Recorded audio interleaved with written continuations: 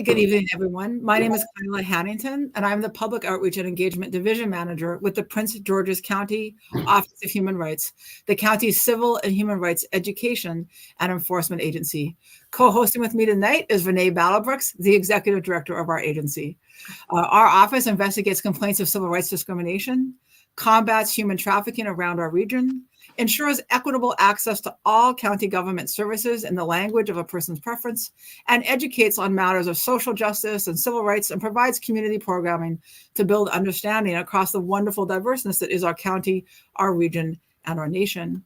Tonight's program was originally scheduled as a Black History Month special event, but we had to reschedule that to tonight due to some technological problems. So we are absolutely thrilled now to be partnering with the Prince George's County Memorial Library System for a conversation with Ethel Morgan Smith on her book, Path to Grace, Reimagining the Civil Rights Movement. The civil rights movement is often defined narrowly, relegated to the 1950s and the 1960s, and populated by such colossal figures as Martin Luther King Jr. and Rosa Parks. Many forget that the movement was bigger than the figures on the front line, and that it grew from intellectual and historical efforts that continue today. So this book, which won the 2023 Eudora Welty Prize, in this book, Professor Smith shines light on unsung heroes of the civil rights movement, the ordinary citizens working behind the scenes to make an impact in their communities. So I'm going to tell you just for a minute, I'm going to introduce you to Professor Smith. Ethel Morgan Smith is the author of 3 books. This one, Path to Grace, Reimagining the Civil Rights Movement, which, as I said, won the 2023 Eudora Welty Prize. From Whence Cometh My Help, the African-American Community at Hollins College, and Reflections of the Other, Being Black in Germany. Her work has been published in the New York Times, Callaloo, African American Review, University of Florida Journal, Stir Journal, Green Mountains Journal, Midnight and Indigo Journal, The Standard in Belgium, Connotation Press, Tusculum Review, and Revisioning the Past, Historical Self-Reflexivity in American Short Fiction. Professor Smith is professor at English Emeritus at West Virginia University and has taught at Virginia Tech, Randolph College, as well as universities in Australia, Germany, and New Zealand. And she has received a lot of fellowships, which I'm not going to read right now, but I'm going to put her website into the chat, so you make sure that you check out her website to learn more about her. Professor Smith, welcome so much. Thank you for being with us. Thank you for having me. I'm thrilled to be here. This is such an energetic space. I just feel even happier than I thought I would. So thank you. Well, we are thrilled. Kyla and I have both read the book, and for those who haven't had the opportunity, I wonder if you would introduce your work by reading a passage or something that you think is good for those who haven't had the gift yet. Okay, thank you. I will. Well, since we did meet Miss Black History Month, it is now Women's History Month. So what I'm doing is reading something about women. And how the book works structurally is that I interviewed several people, and then in between the interviews, I connect them with splashes of my childhood. So this is one of those splashes of my childhood. Okay. We ready? Yes. Okay. So the piece is called We Ready. We ready? Nice. Okay. So Big Mama and Little Mama dressed in their Sunday go meeting clothes on a Tuesday. It was a sight for my sister and I. We'd never seen that before. Not only that, we didn't have to go to school that day. What'd she say about you not coming to work? Big Mama asked. I told her I'd ask her, Little Mama answered. She's decent enough, I reckon. Never had no trouble with them. Ruby and I cleaned the kitchen as they continued packing their lunches on the table in the middle of the floor. Children were to be seen and not heard with the rules of our house. Ruby and I will commiserate later. The church ladies rolled in a new silver 1964 Chevy Impala. Not only did Miss Pearl drive her own car, but she drove the county school bus for the high school students of the colored children. And she was the first and only woman we knew I had ever seen who smoked 3 packs of Camels a day. We were told that I was in charge since I was the oldest. If we needed something, we had to go see Mr. Gus Utsi 2 houses down. Otherwise, we stayed inside the house. Since we lived in the country, we weren't afraid. But I did wonder how Mr. Gus Houston could help us since he was in a wheelchair and only had one leg. Got them sugars real bad, one of the church ladies said. They dashed in to show off their flow and fall outfits. Everybody was happy, wearing their lightweight autumn wools and matching hats, tilted to the side or back from their faces. I've never seen the women so excited. They were giggling like schoolgirls. Even Big Mama was laughing and talking. Our teachers had been giddy too about voting for the first time. Change had come to our little town of Louisville, Alabama, where fewer than 1,000 citizens live. In 1965, the Voting Rights Act was signed into law, and most black folks of legal voting age were heading to the polls for the first time.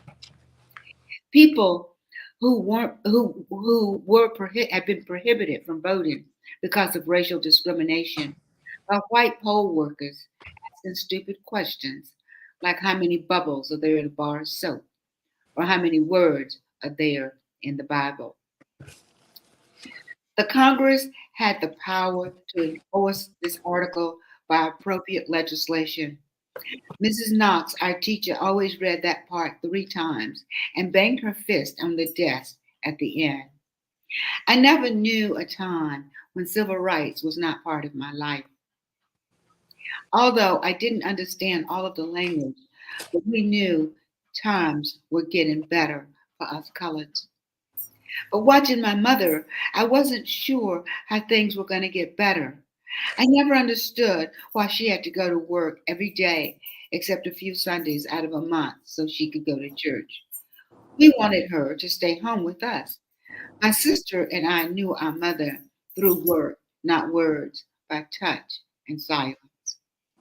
When little mama would get home from work bone tired, we soaked her feet in an old tin blue washpan with hot water and Epsom salt. Ruby poured the hot water. I massaged her feet and patted them dry with a towel. She knew just how to lay her head just right on the sofa so we could condition her scalp with Dixie Peach and brush her hair, her long curly black hair that neither my sister or I inherited. Helping our mother also included sprinkling the starched clothes she took in to iron from another white family. She was paid $1 per laundry basket. After the clothes were sprinkled, we put them in a plastic bag and placed them in the bottom of the refrigerator where they waited for our tired mother. Afterwards, we fixed her a plate of whatever Big Mama had cooked. Sometimes we gave her updates on the Perry Mason show on television. Often she fell asleep before we completed the updates. When they got back from voting, they were happy and chatty. They saw folks they hadn't seen in years, and there was no trouble with the white folks at the polls. It seemed as though the world had really tilted toward the right side of history. I had no other memory of our house feeling so joyful. Big Mama ordered us around with chores and homework. We helped Little Mama out as much as we could. Big Mama moved in with us when Grandpa Alex died. I was 4 and Ruby was 2. I only saw Grandpa Alex once or twice. He was a tall and lanky man.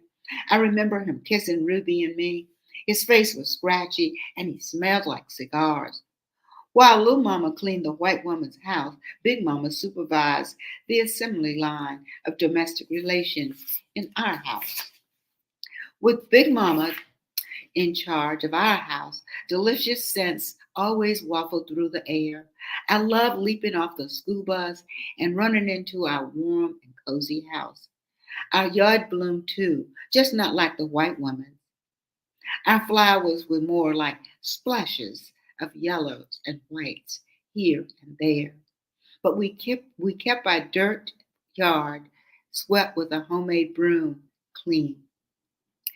Soon after Big Mama moved in with us, Little Mama mustered up enough courage to kick Mr. Tech out of our house and out of our lives. He was her third husband, my sister's daddy, everybody's disappointment. He was a tiny man with processed hair, copper-colored skin that shaded more red in the summer. He never had much to say, unless it was the weekend when he had been drinking, although he was never violent. After Friday's payday, we often didn't see him again until Sunday nights, when he would stumble home without food or money, and the bickering would begin. Sometimes little mama would go to the sawmill on a payday to try and catch him before he got away with his paycheck. Finally, she put Mr. Tech's clothes out on our front porch in 5 brown paper bags from Winn-Dixie. She told Mr. Pig Walker, a deacon from our church, to go by the sawmill and tell Mr. Tex that if he didn't come and pick up his clothes by Saturday, she was going to give them away. My father was little mama's second husband. He had been killed in a truck accident when I was a baby. He and Mr. Johnny Lee drove a gas truck for the Cagney Brothers Gas Company. It exploded. Mr. Lee survived, but my father didn't. Since I never knew him, I never thought of him. What happened to him was like a dream that had turned into a nightmare, since we, his family, did not receive 1 penny from the gas company. Mr. Tex, my stepfather, was such a poor example of a father. I never imagined what a good example could be until 50 years later when I met Mr. John Canty of South Carolina. So that goes into my interview with Mr. John Canty. All of it didn't move that smoothly, but Right. that one did when I did that. Yeah. Yeah. It's such an amazing picture that you paint.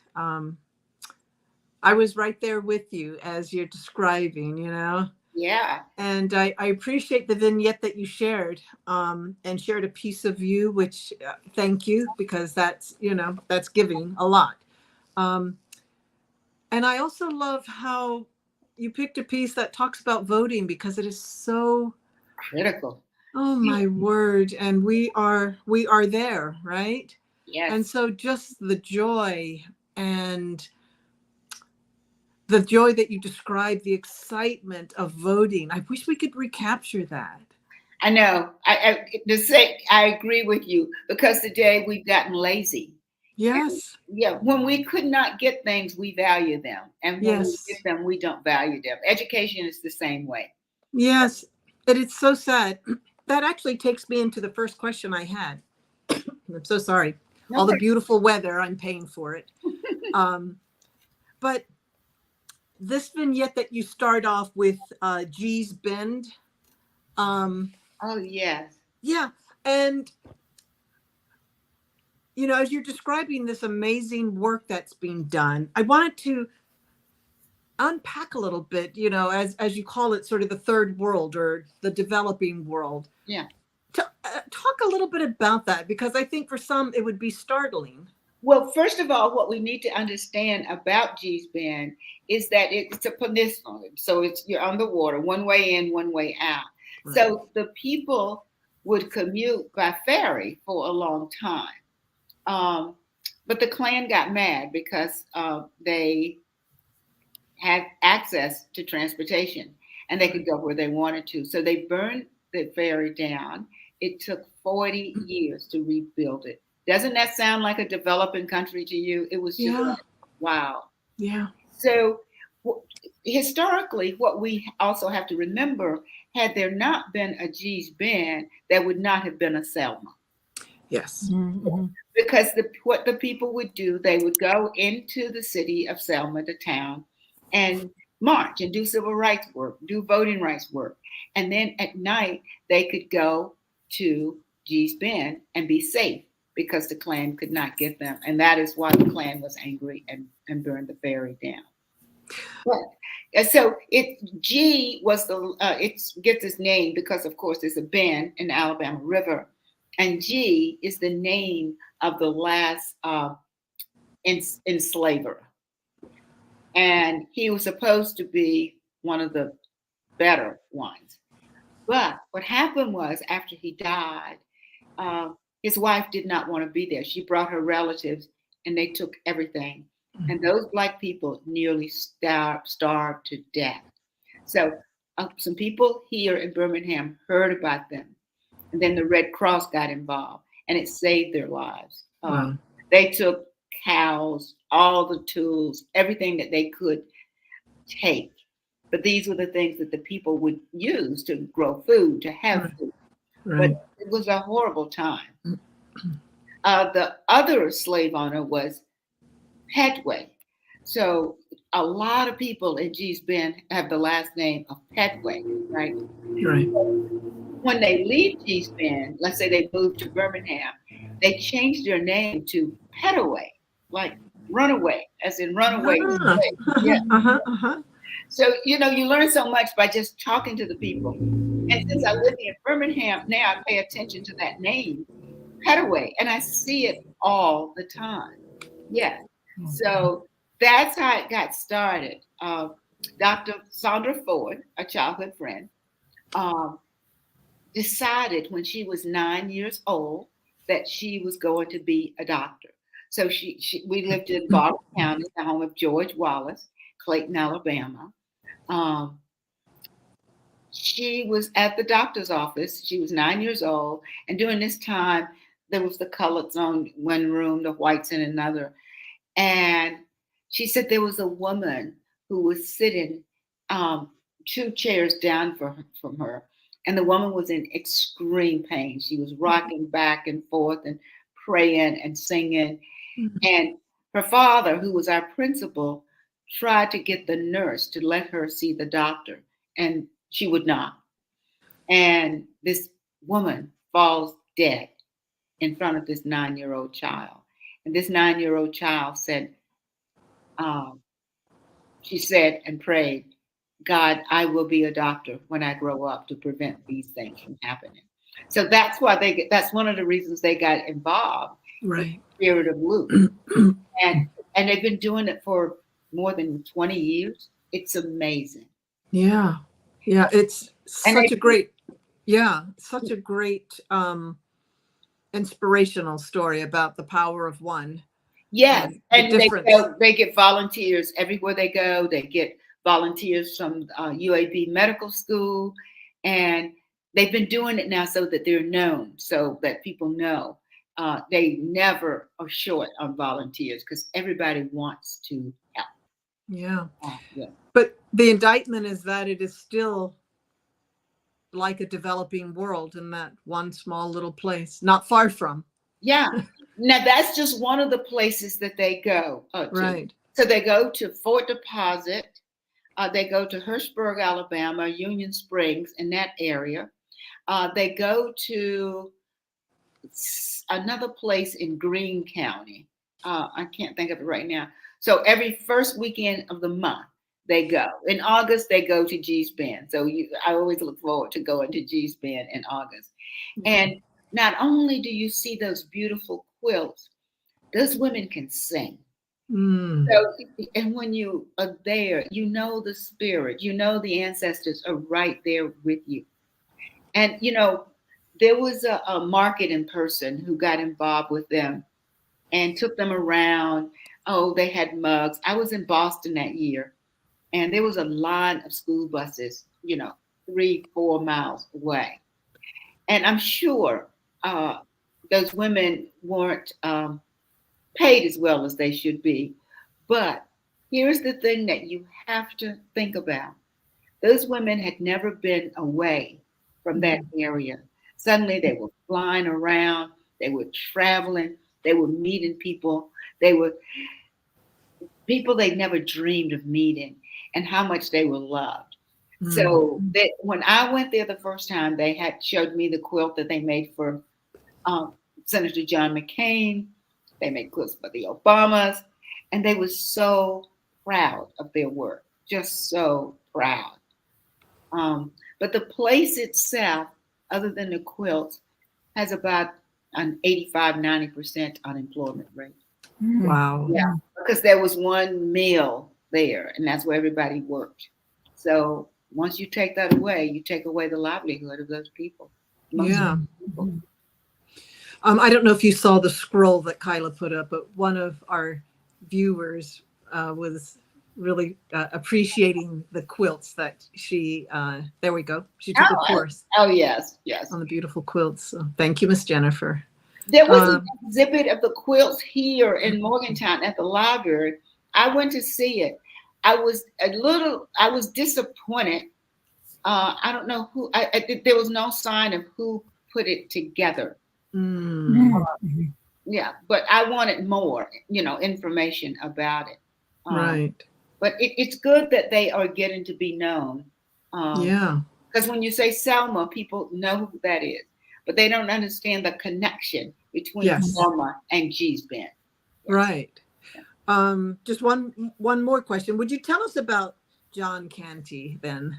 Oh, John Canty. Now, when I started this project, it was late 1900, early 20s, and so many of the civil rights workers started to die.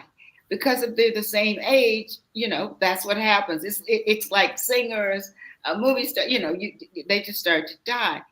And I remember asking, oh my God, what can I do? And I remember what I had done with my first work at Hollins.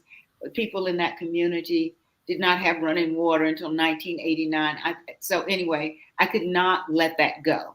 It made it okay for me to be there. But anyway, that's a little bit of background of who I am. So I kept making lists of who I was going to interview. And then people would tell me about somebody I should interview. So a friend of mine who's a historian told me about Mr. John Canty. And no one had ever interviewed him. He worked in the White House, not as a butler that people always think of, because that film, The Butler, was out. That was an essay, which I thought was interesting. He did not like it, for an example. He said it was too violent for him. But Mr. John Canty was the first person I met whom I knew nothing about. So he was he was the epitome of a Southern gentleman. He was gracious. He was thoughtful. He also had a sense of humor. So he was a tall man, like 6'5" maybe, and he would sit and talk, and I would ask him a question. He would always think about it. He never answered right off the top of his head. But one of the things that surprised me about Mr. Canty, he cried twice during the interview. Once he had Mary, his wife, had been dead nearly 2 years. So he was very sad about that still. But he also had the ability to add humor in it. And he said the church ladies were always leaving casseroles and cakes on his porch. And they would write a note, Mary would want us to take care of you. And he said, Mary would want you to leave me alone. So that was quite funny. The other time he cried is when he talked about President Nixon, because we have this vision of who Nixon is. I'm not a crook and all of that, but he had a different story to tell. And that's what I'm looking for. I'm looking for those personal stories, the stories that we don't read about or know about or hear about. So when he told me that, I said, I was shocked, but I have to always keep in mind when I'm interviewing people, the story belongs to them. It's their story. Mm-hmm. I'm just a medium to get it out there. So he said that President Nixon knew all of their names. President Nixon gave them the highest pay raise possible. You know how there's a stat, in the scale. Mm-hmm. He said we always got he said he gave us, this doesn't sound like much, but this was the 70s. He gave us radios, televisions, and he told us if we needed anything, we could come directly to him. None of the other presidents had treated them with such respect. Wow. And he tells the story that when the last day that Nixon is at the White House and he's coming down the steps on the side, he is with him. He's walking, Mr. Canty is walking with him. Right. But then He says when it comes out in the newspaper, Mr. Canty had been cut out. So, we talked about politics, and he said when the civil rights happened, he said not much changed, but he said he was most proud of two things.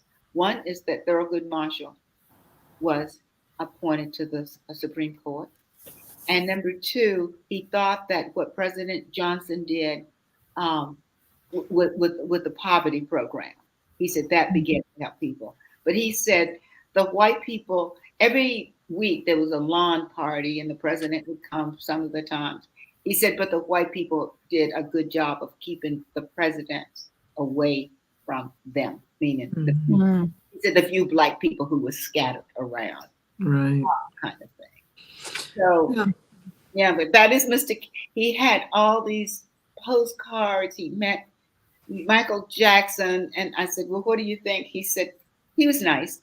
I said, well, Mr. Canty, you said everybody was nice. He said, well, most people are nice. Yes. What a delight. He was a pure delight. I'm so glad I captured that because I never met him before. And he had, while his wife was sick, he kept busy by making his office into a little museum, all the things. You used to get these symbols like Kent cigarettes, things that people don't use anymore.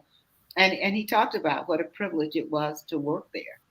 And they invited him to work there. He was working with what we now call NASA. And his boss moved over to the White House. So she called and invited him. And he said he was happy in where he was. But he said they called again and said, can you imagine getting these calls? Right. He was just so shellac about it. And he said, well, they called again and said, why don't you just come over and have lunch and just meet us? So he did. So he went over and he said he would come under the condition that it would be on detail, meaning that he could go back to his job if he didn't like it. But he stayed 18 years from President Johnson through the Reagans. He said by the time the Reagans came, he was ready to go. He did not care for Jimmy Carter that much. He thought that it wasn't Jimmy Carter personally, but he said he thought the president brought a lot of those Georgia cowboys to the White House. And he said, if they didn't have money, they had to go back home, My publisher, one of my publishers, was arguing with me saying, well, he brought a lot of millionaires. A lot of those men were millionaires. And I said, I think Mr. Canty meant something else. He meant not just money makes you have class, but he didn't think that they had it. So that was sort of funny. We laughed about that. He liked Rosalind Carter.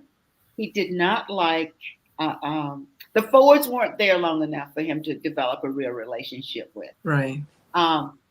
He thought Lady Bird Johnson and Nancy Reagan was the pushiest women he had ever seen in his life.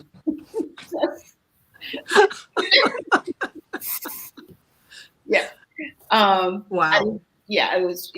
So by the time the Reagans came, he was ready to go. But he defended Nixon until the end. He said, well, another problem for the president is that he brought a lot of young people in, and they wanted to make a name for themselves. So they did things that the president didn't always know about. And I thought, well, that's your story. You're sticking to it. That's fine. But he said that he said he was a good man. He was a good man. And Kyla, I'm so sorry. This will be the last comment. No. Keep going.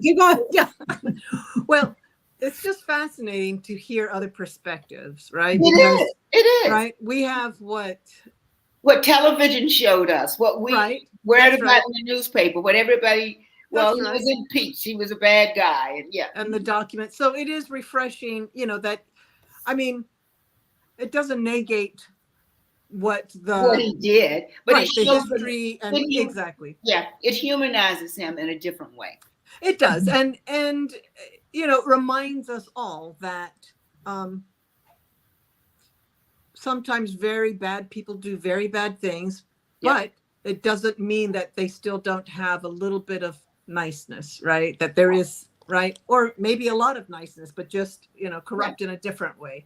But I agree with how you phrased it. Like, it humanizes him. Yeah, Mhm. yes, yeah, in a different way. Because Yeah. we also have to remember when we see people on television or read about them, there's more to them than that. Yeah. Yeah. Yeah. Yeah. Yeah. That's fascinating. Yeah, that was very illuminating to me, just Oh. really to think. Oh, thank Again, you. it didn't change my opinion of what Exactly. facts are. We still, because we didn't have that personal up close relationship. Right. With them, Mhm. Yeah. you know? Yeah. I guess it's a true example of separating the acts from the actor, Very good. That's very right? good. Yes. And if you Wonderful. are raised in sort of the Christian faith, that's something that should resonate Yes. about I like that. actions and actor, right? Yeah. Anyway, yeah. No, but it really is. It always surprises people. But when he said it, he was very honest. He's an honest Christian man. Yeah. Um, And he talked about all the jobs he had and how he didn't have any benefits. And I used that phrase of his. This was happening to me because of my race. I couldn't get a job. I didn't have insurance. He goes on to talk about that, and he was right. And he's a very gentle, kind man. Right. When I asked him about the butler, the film, Mhm. and he said it was too violent for me, and I would have liked to see more details about it. And I asked him had he read the essay, and he said, "Of course I did." So, of course I did. Yeah. Wonderful. Well, Kyla, I'm going to mute myself. Well, you know what? To mute. It's wonderful. I did want to talk about. So let me just say this. I also loved that chapter, and I thought that it did two things for me, and I just wanted the added depth to Nixon, but it also added depth to Carter. Well, And it was sort of negative depth, but it was like, I just thought, talk about human, we want to talk about human, like fully making people fully human is also sort of, Well, it's the interesting thing you say about Carter, because Carter unfortunately came in during the energy crisis, right?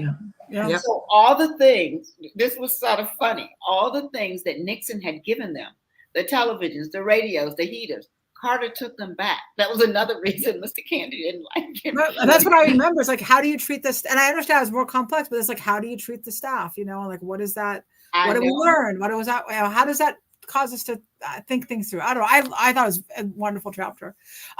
You mentioned Hollins a couple of times, and you specifically just mentioned now, or just a minute ago, about how people in the Hollins community, like not having, running water until like the late 80s. And so now I was hoping that, obviously Hollins is close to here, and in full disclosure, my own child went there, as I know but for viewers as well. But can you tell the viewers, like, what a little bit about your story at Hollins and what you learned and what the Hollins community is? Because I think, it's so, to me, it's not just, I think it echoes through a lot of higher education institutions. Oh, it did. But the difference about Hollins, well, it wasn't just Hollins. Now we have to think about Sweetbriar, Randolph College, Mary Baldwin. They all, this is Jefferson's gift to Virginia, all these women's schools. So those women were expected to marry someone from Hampton-Sydney, UVA, or Virginia Tech. And then Radford was a women's teaching college when you think about it.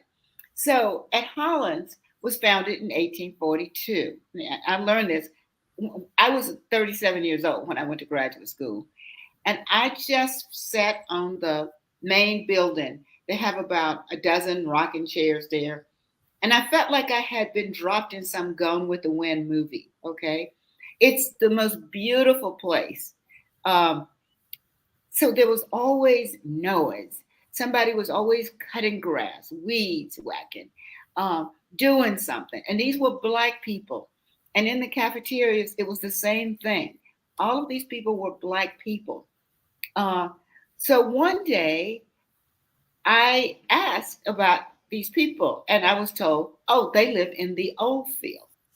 So the old field is a name given to land that's not any good anymore. And usually Black people have been sent to live there. If you read Ernest Gaines, he has the quarters. We know that, the narrows. Toni Morrison has another term. But anyway, so this land was in the back door of the church, of the school, of the college. Okay. So in fact, they had a row of rocks so that if the children needed their parents or needed to come to the college, they could come without going on the main highway.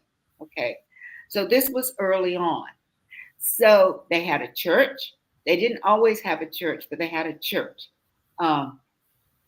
Some of the people, there is another church off Orange Avenue near the Civic Center that had been there. That was the first church they had. And the original one was, it was like a bush built from Africa. So it burned down, and then there's another church. So one of the things that I did, the people who were buried there were slaves. So when I found that church, there were 12 members, 12 members. And they would advertise, come to our church. You don't have to stay long because we don't have a bathroom. So anyway, so Mary Bishop was a journalist at the Roanoke Times. So she interviewed me, and then people got interested in them. So some children or not children went over and did some damage to the headstones. But what happened? Something marvelous happened out of that. Plumbers, electricians, painters, all were volunteering to work on that church. So that was marvelous. So that was the church before there was a church in the community. Okay. So now there's a church in the community. So anyway, I started to work there and no one would talk to me. It was these voices of silence. So I decided I would go to church. So I did. So this woman, she was 82 years old, came up to me and said, well, I'll talk to you. My name's Emma Bruce. And she said, my mother and father lived here, my grandmother. So those were people who were right out of, they were enslaved.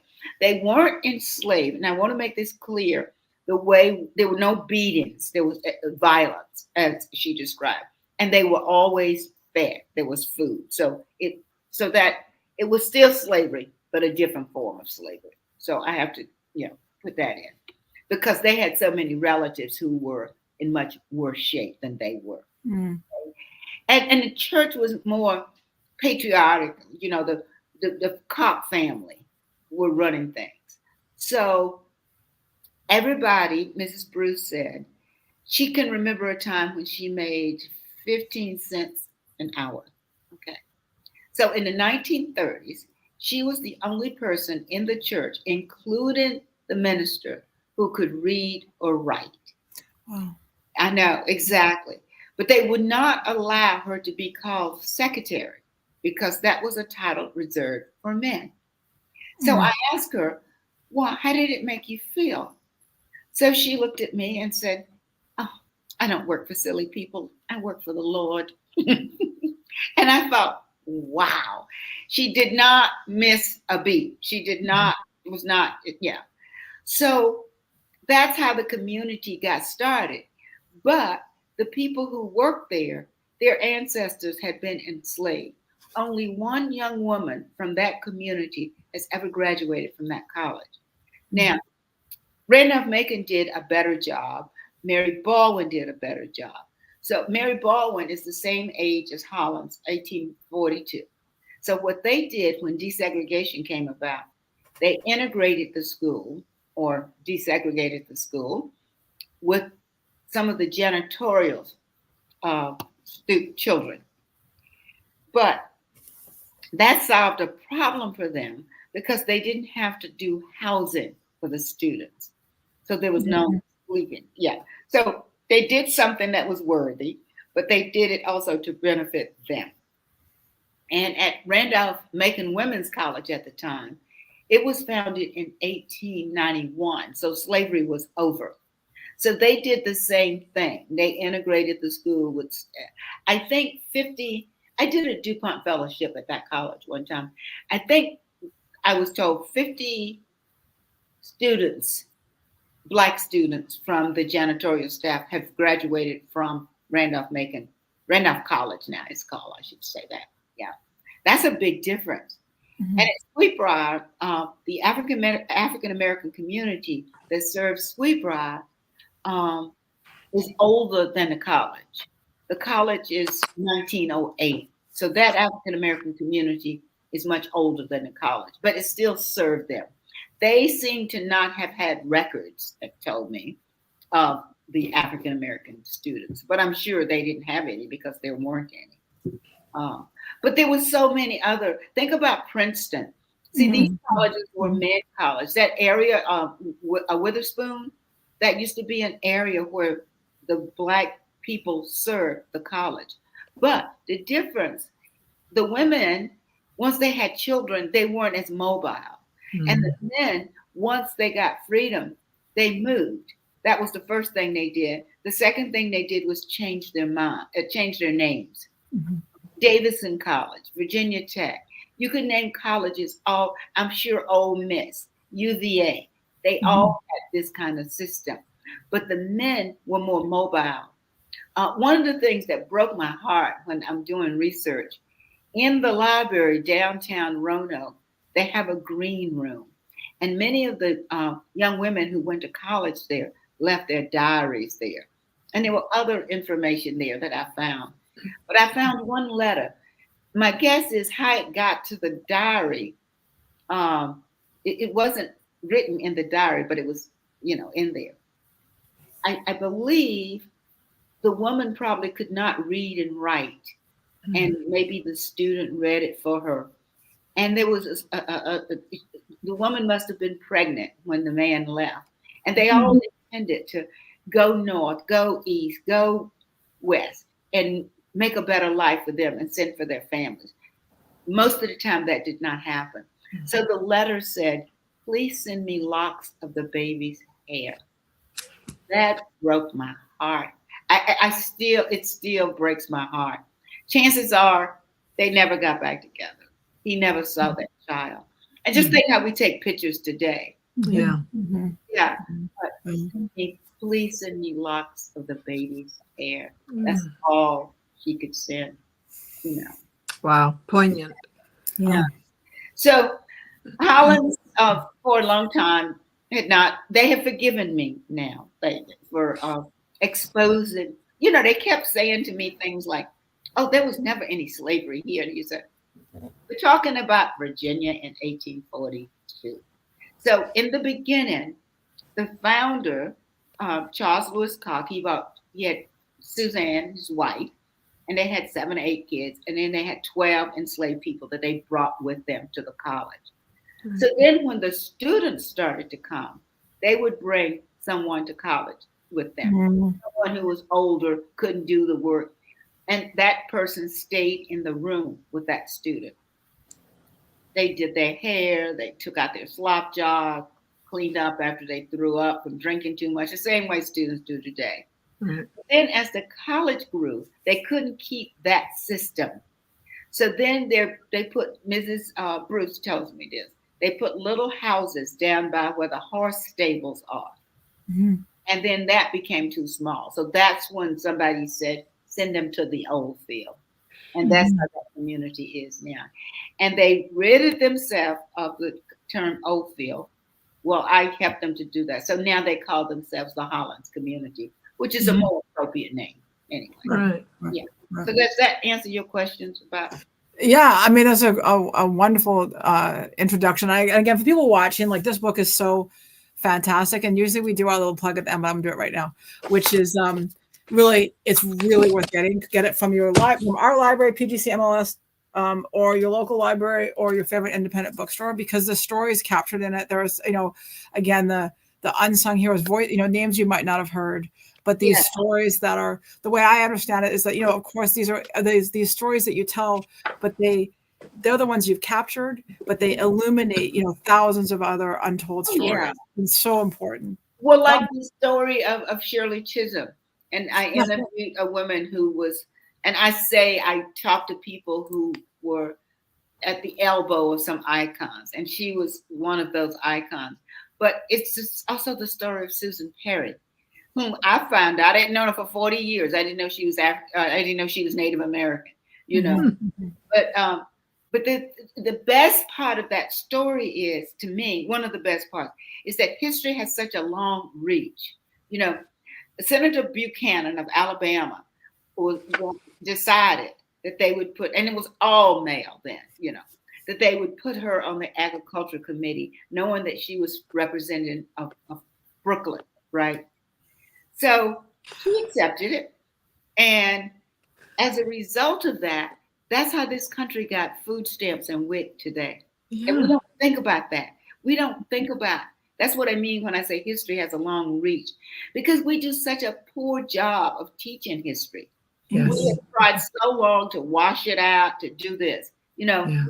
But since we don't know history, we do stupid things, like have statue of Andrew Jackson, But no matter what we say about the Germans, I was a Fulbright scholar there, and I learned a lot. They start teaching the Holocaust in the 3rd grade, okay? Right. You would never see a Hitler statue anywhere in Germany, Right. or Right. a Hitler Parkway. That would never happen, Right. because they know their history. Yes. We make these kind of errors. I am sure, I don't know how I'm supposed to say this now. I'm sure Margaret But say it. has never read a book in her life. Maybe green ham and cheese. But in terms of, I'm sure those people have never read. That's how you learn. That's how you learn to be a good politician. You learn the Constitution. You learn the law. You don't go out. Oh. Anyway, that's what drives me crazy about this Republican Party. They are so dumb. They are so dumb and have no idea of what they're talking about most of their time. Yeah, it used to be a time that we could depend on, like Shirley Chisholm. Okay, so when Senator Buchanan from Alabama learned what she had done, this is what he said. He said, I don't think we knew who we were dealing with, but they became friends. Can you imagine that happening today? Yeah. It's the climate is not conducive for that. It is really not. And you just don't understand why. Your job is to do a good job for the people of this country, not That's for right. yourself, That's right. But you do a good job by learning history. That's right. I never thought I'd be quoting Sarah Palin. But once she said, I wished I had taken my civics class more serious. Yeah. And that is so true. That is probably the truest thing that she said. We learn. Yeah. You cannot do the bullshit, excuse my language, that they do and expect people to buy it. So many people, too many do buy it. But boy, do they not know anything. Yeah. Yeah. I mean, it comes back to education, right? Yeah. Yeah, and you've kind of answered my question. One of my questions was there anything that surprised you or that you learned from your research and talk, this Susan Cole and Shirley Chisholm, but you answered the Shirley Chisholm, but was there something new? One of the things that Shirley Chisholm said was she had more of a problem with being a female than being Black. Because if you think about all those organizations were men. Yeah. And they all should have, those Black organizations, the Black Caucus, all these people were men. Yeah. And Sue said, Ethel, I'd never have heard her say anything bad about anybody. She said, that's what I call decency. She said, she would say, well, I think they did the best they could. And that would be it. They did the best that they could. But also, she was not afraid of the Black Panthers, for an example. No one would claim them, but what they were doing, they were giving lunches and helping to serve lunches to poor children. What about today? If you say the Black Panthers, it's like, oh my God, all holy hell will break out because people don't know what they did.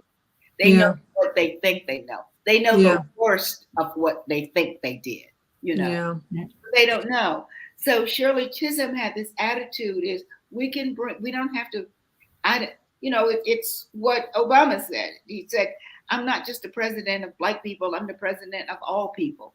And she said the same thing. But the other thing she said that was very important, I thought, was I knew and we knew I wasn't going to win, but we have to start someplace. Mm-hmm. That's very powerful and very true. If she had not started, perhaps we would not have had a President Obama. Yeah. Because we have to start someplace. Yeah. Yeah. And she said, what hurt her, Sue said, is that they had no vision. They couldn't have enough vision to know, of course she's not going to win. We should get behind her anyway. Yeah. Mm. Yeah. That's her presidential run. Yeah. Yes, yeah. Exactly. Yeah. Can you tell us a little about Constance Curry? What a fascinating. Oh, I know. I think I start with that chapter with, I don't remember a time when I didn't know Constance Curry. Connie Curry was a white woman who lived in Atlanta. And I met her, like I said, I don't remember the time when I didn't know her. But she was one of the people, white women, to go to Mississippi and to help desegregate schools. Because the white women were at less of a risk. But she said, we were scared. We were scared, but we couldn't turn back. But they weren't going to be shot down as Black people would be. So Connie Curry, we have a lot in common. She went to Agnes Scott College. I went to Hollins College, same kind of school, but she went to undergraduate there. But anyway, she got involved. She's always been involved in the civil rights movement. And she and Julian Bond were good friends. And she said, she said when she met him, he was 19, she was 21, something. But they got to be friends because they told dirty jokes a lot and they laughed a lot. So one year, it was her birthday. One year when it was her birthday, Julian called and said, Connie, I'm going to give you a present. We're going to go to comedy school, and then we're going to be really funny, So she said they did, and he declared them really funny, kind of thing. So I remember Connie Curry went to law school. I thought she was 40. And I remember thinking, well, I'm 30. Clearly, I could go to graduate school. So when I'm interviewing her, telling her the story, she said, I was 50.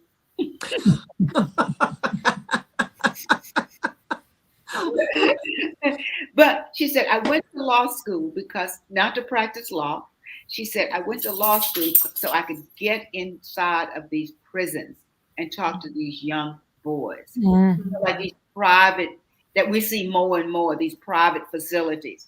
And in Mississippi, these kids would come up to her and they'll say, well, how do I get in there? They got food. In the wintertime, it's warm. In the summertime, and she said it just broke her heart.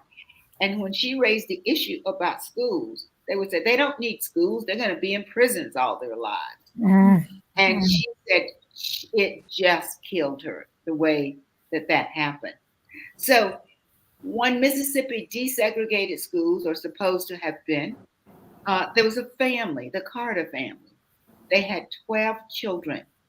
And people were afraid to integrate their children into these schools because they either, were sharecropping for white people or working for white people in other ways. But the Carter family didn't seem afraid, though they paid a price. But all of those kids, 8 graduated from Ole Miss, and the other ones did the same. But they lost their jobs. They got run out of town. The wife, Mrs. Carter, moved to Atlanta and started to work with Connie. and Mr. Carter stayed at home to try to take care of the children.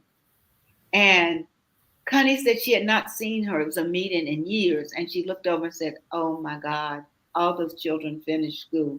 I need to write a book about that. And that became her first book, Civil Rights. SILVER instead of CIL. Right. She went on to write biographies of Mr. Aaron Henry, who was had a pharmacy in Mississippi. She went on to write a book of some group of white women who were involved with the civil rights movement, which was very powerful because a lot of those people got thrown out of their homes. Their families took them out because of that. So that's a very powerful voice. Here again, a voice that we don't think of. Yes. Yeah. Connie had she lived in Atlanta on Myrtle Street near Piedmont Park. But she had a beach house on Huntington Island in South Carolina. And we used to go there. So everybody who was anybody who went there, the mayor, Maynard Jackson went there. Andy Young went there. Pat Conroy went there. John Lewis went there. Vivian Malone Jones went there. So the thing is that this huge book. So you didn't write about just when you were there. You had to write a page about your experience while you were there. And I always said, oh, we're going to write a book about that. We're going to write a book about that. Well, a storm came and just took everything away. Wow. So when I interviewed Connie for the last time, it was a heartbreak. Her 21-year-old cat had died. Her health wasn't good. And she had lost her beloved beach house. And I drove home crying because I knew I would never see her alive again. Yeah. But I'm friends with her sister, Ann, in Savannah. And so I'm going to go and spend some time with Ann in Savannah and maybe do a biography on Connie, a bigger biography on Connie. That's who she was.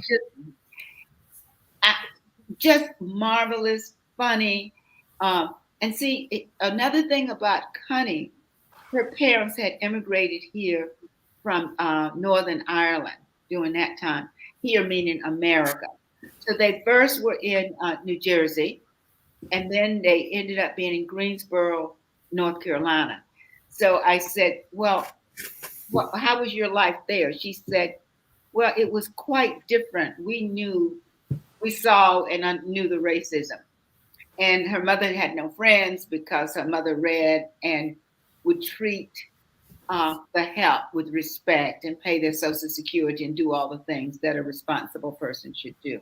Yeah. So, because I asked her, what did your parents think of all of this? Because she was going to meetings when she was at Agnes Scott. She was head of programs, always traveling. And she said, my parents just have to get permission. And she said they always supported my sister and me because they, too, had come from a place where rights had been taken away from people. Yeah. Her parents, I would have been surprised if her parents had been Americans, Americans who had been here all the time. But there was some who did that. But that made sense to me. That makes sense. Yeah. No, that's beautiful. And I'd say we could talk forever, but I think we are almost out of time. We are almost out of time, but I am going to say, Ethel, we're kind of losing you as the sun has gone down around you. Do you have a light? Do you have a light that you can turn on by any chance? Okay, let's see about it. Oh, I can move. Okay, hold on. Okay, we're just going to take a brief intermission while we get a light on. But we do have an audience question. Okay. Okay. Okay. I didn't want us to close without being able to. There we go. Okay, great. Yeah, it's great. Thank you so much. Okay.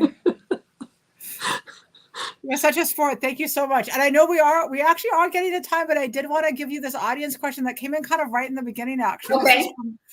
This is from Miss Vivian, who's wondering, why did you write the book and how long did it take you? So could you kind of describe what motivated you to get going? Oh, yes. Earlier, I mentioned that so many of the icons of the civil rights movement were dying. And my question became, well, what can I do? So I start thinking about it in that vein. And then I start talking to people about it. I start making lists of people. I try to interview the older people first, because Mr. Canty, that we just talked about, he has joined the ancestors. But I lost two people in their 50s, Valerie Boyd and Randall Kennan. Valerie died from a long fight of pancreatic cancer, and Randall had a heart attack, and they were both in their 50s, which just shocked me. But I wrote the book to include some of these people you've never heard. Some of them you have heard of, Nikki Giovanni, for an example, Gloria Naylor, and Shirley Chisholm. But it's about Shirley Chisholm, but it's about Shirley Chisholm from the view of someone who was close by her. So that's what I did. I had lists, 25 people, 50 people. And then, Ann Moody in Mississippi, growing up, she had dementia. So I couldn't do that. Fred Shuttleworth, who was a civil rights icon here, he too had dementia. You know what I mean? So, because that's what was happening to these icons. And I wanted to capture at least some of these voices. It always takes you forever to write a book. People always ask me, because you don't just sit down and, I don't just sit down and write a book. You have to do other things like make a living. So, yeah. So writing a book is more about discipline, staying with the program. This book was at the publishers for 4 years. Well, what happened was COVID came. Oh, yeah. Yeah. So when COVID came, the book was at the publisher. So then I started working on some other information and stuff. So it wasn't that. Usually so there are all these phases about books. First, you have to write them, okay? Then you have to sell them. Yeah. And then you have to keep them alive.